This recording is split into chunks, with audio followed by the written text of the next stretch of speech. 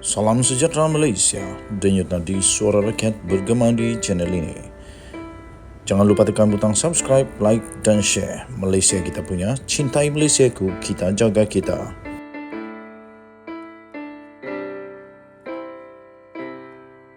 Salam sejahtera Malaysia, berita terkini yang amat mengejutkan, menyedihkan seluruh Malaysia. Dikabarkan ada berita kematian yang amat mengejutkan, tetapi kita berdoa, kita berharap semoga seluruh keluarga Allahyarham dapat tabah, tenang menghadapi segala dugaan ini. Yang paling mengejutkan dan memberikan kita kejutan, dikabarkan di utusan Malaysia bahwa beliau telah meninggal dunia sedalam sujud, ketika sujud di solat maghrib. Wow, ini sebenarnya satu yang mengejutkan walaupun menyedihkan, tetapi ini satu yang bagi saya dinantikan oleh ramai orang. Bahkan tidak, kalau mati atau meninggal dunia ketika sedang beribadah, itu amat menggembirakanlah bagi saya. Kalau ketika ibadah meninggal dunia, itu memang terbaik. Apapun kita ucapkan salam takziah kepada bekas Naib Ketua UMNO bahagian Kubang Krian. Bekas Naib Ketua UMNO bahagian Kubang Krian iaitu Datuk Saidi Madnor, 60 tahun, yang telah pun meninggal dunia ketika beliau sujud pertama ketika solat maghrib di sebuah masjid di Jerteh di Terengganu semalam. Allahyarham dikatakan rebah semasa sujud pada rakaat pertama. Isteri arwah iaitu Wan Zatusi Samami Wan Abdullah, 42 tahun, berkata, semasa kejadian dia berada di dalam kereta yang diparking di dalam kawasan masjid sebelum dimaklumkan oleh anak rakannya mengatakan suami telah rebah secara tiba-tiba. Kemudian kata beliau, saya terus bergegas dan naik ke atas masjid untuk melihat keadaan suami. Sebaik sahaja tiba di dalam masjid, saya mendapati seorang doktor yang kebetulan berada di situ sedang memberi bantuan pernafasan sebelum dibawa ke Hospital Jertih HJ Terengganu. Sebaik tiba di Hospital Jertih, doktor telah mengesahkan bahawa suami saya sudah meninggal dunia. Bagaimanapun saya percaya suami meninggal dunia semasa berada di dalam masjid, katanya, ketika ditemui oleh utusan Malaysia di rumah anaknya di Kampung Kubang Siput di sini pada hari ini. Wan Zatusi Samami memberitahu arwah suaminya sebelum ini menghidap penyakit jantung, darah tinggi dan kencing manis, tetapi keadaannya stabil selepas mendapat rawatan. Katanya sebelum ini kejadian dia dan dua lagi rakan arwah dalam perjalanan dari kolam air panas di Jertih ke Kota Baru. Arwah mengajak saya pergi ke kolam air panas kerana ketika itu dia mengalami sakit badan dan selesema, katanya. Tetapi sebaik saja tiba di kolam air panas, bagaimanapun arwah suami tidak mandi. Namun arwah hanya menunggu saya mandi. Kami bertolak pulang ke Kota Baru pada pukul 4.30 selepas 2 jam berada di kolam air panas itu, ujarnya lagi. Jenazah arwah selamat dikebumikan di tanah perkuburan Kale Petah di Selor, Kampung Kubang Siput, kira-kira pukul 7 pagi ini tadi. Diterbitkan di utusan Malaysia bertarikh 28 Januari 2023. Denyut nadi suara rakyat bergema di channel ini, kita ucap takziah kepada beliau. Salam sejahtera Malaysia, denyut nadi suara rakyat bergema di channel ini. Jangan lupa untuk tekan butang subscribe, like dan share. Dan bagi anda yang sudah, saya ingin ucapkan bilion terima kasih. Okey, tuan-tuan dan puan-puan yang dihormati sekalian, Khairi Jamaluddin menjadi lagi buah mulut seluruh Malaysia pada ketika ini. Saya ingin menjawab beberapa persoalan yang telah diutarakan kepada saya tentang Khairi Jamaluddin. Kenapa Khairi Jamaluddin perlu menunggu sampai dia dipecat daripada UMNO sehingga dia dipecat, digugurkan keahlian daripada UMNO, barulah dia sedia untuk keluar daripada UMNO. Sedangkan sebelum ini, beliau pun sudah memang tahu bahawa beliau sudah dapat menjangkakan, dia dapat jangka kalau dia itu bakal digantung ataupun bakal dipecat daripada UMNO. Tetapi kenapa dia tidak ambil keputusan terus saja sebelum dipecat dia keluar daripada UMNO? Jawapannya mudah saja. Politik ini bukan politik ABC. Bukan hanya politik yang macam politik kita fikir itu, yang okey, tak puas hati, keluar terus, tidak.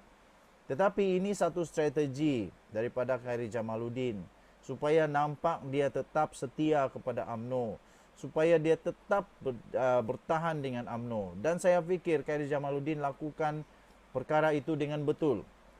Dan okey, soalan yang seterusnya daripada netizen, kenapa Khairi Jamaluddin tak cepat-cepat sajalah buatlah keputusan untuk keluar daripada parti UMNO ataupun sudah dipecat sekarang ini, masuk sajalah ke parti yang lain dengan segera.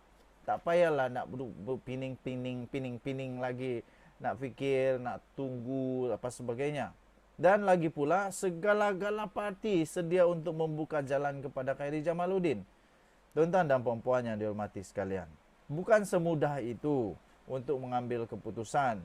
Jangan pula menjadi seperti Zuraida Kamaruddin, seperti kayak Azmin Ali. Zuraida Kamaruddin, dia cepat sangat lompat lagi, akhirnya dipecat lagi. Okey, dipecat daripada PKR, PBM pun pecat. Aduh, Azmin Ali pun dia lompat juga, tapi okeylah Azmin Ali at least satu kali je lah. Tapi untuk Zuraida Kamaruddin memang dia ni lompat-lompat. Okey, jadi saya fikir Khairi Jamaluddin bukan orang yang cepat membuat keputusan segera. Dia pelan-pelan, dia buat keputusan dengan berdasarkan kepada perkiraan fakta yang benar. Dia harus pertimbangkan banyak perkara. Tapi pada hemat saya, Khairi Jamaluddin, dia kalau dia nak lompat kepada parti yang lain, saya fikir PKR akan menjadi pilihan dia. Adakah anda setuju? Anda boleh komen. Kerana apa? Banyak gambar-gambar yang sudah kita lihat. Banyak gambar-gambar di mana dia bergambar dengan Rafizi Ramli, bergambar dengan Nurul Izzah. Malah saya fikir cara pemikiran Khairi Jamaluddin itu lebih terarah, lebih menonjol kepada cara pemikiran yang sangat intelektual seperti pemimpin-pemimpin di dalam PKR dan DAP. Okey, jadi pada pendapat saya, kalaupun Khairi Jamaluddin nak lompat kepada parti lain, pilihan utama bagi Khairi Jamaluddin pada pendapat saya, beliau akan memilih untuk bersama dengan PKR ataupun DAP. PKR atau DAP. Tetapi menurut satu artikel yang saya baca, artikel daripada Syahabuddin Hussein, dia kata mungkin lebih baik untuk Khairi Jamaluddin membuat parti baru daripada masuk ke parti yang lain, kerana dia dapat save